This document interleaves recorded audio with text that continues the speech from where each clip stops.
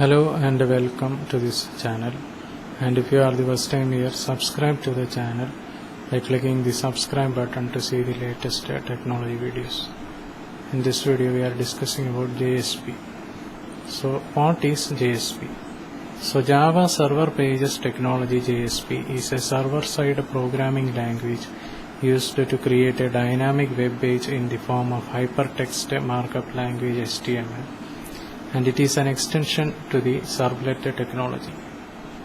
A JSP page is internally converted into the servlet. JSP has access to the entire family of the Java API, including JDBC API to access enterprise database. Hence, Java language syntax has been used in the Java Server Pages JSP. The JSP pages are more accessible to maintain than servlet because we can separate designing and development, and it provides some additional features such as expression language, custom tags, etc. So what are the lifecycle methods for a JSP? Method and description. First, public void JSP init. It is invoked only once, same as the init method of the servlet. Then public void JSP service servlet request and servlet response throws servlet exception IO exception. It is invoked at each request, same as service method of the servlet. Then public void JSP destroy.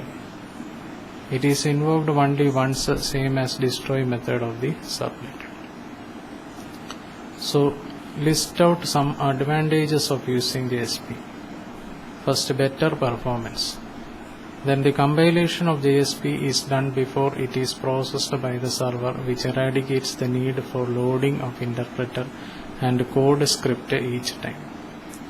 JSP has access to all the powerful enterprises.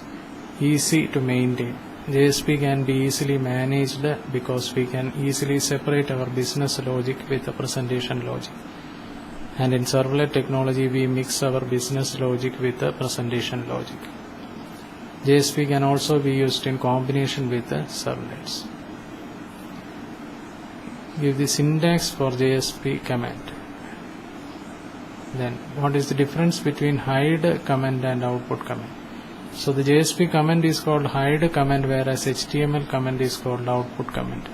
So if a user views the source of the page, the JSP command will not be shown, whereas HTML command will be displayed. So what are JSP implicit objects?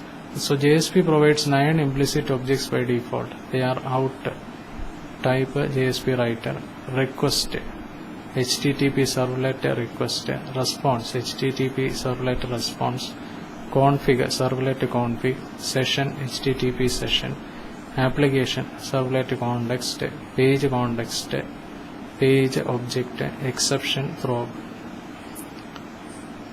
So what is the difference between include directive and include action? So the include directive includes the content at page translation time, and the include action includes the content at request time. The include directive includes the original content of the page, so page size increases at runtime. The include action doesn't include the original content, rather involves the include method of the vendor provided class. Then include directive is better for static pages, whereas include action is better for dynamic pages. So this was a brief discussion on Java Server Pages. We'll be discussing more on Java in the upcoming videos, and if you are the first time here, subscribe to the channel by clicking the subscribe button to see the latest technology videos. Thank you for watching this video. Bye for now.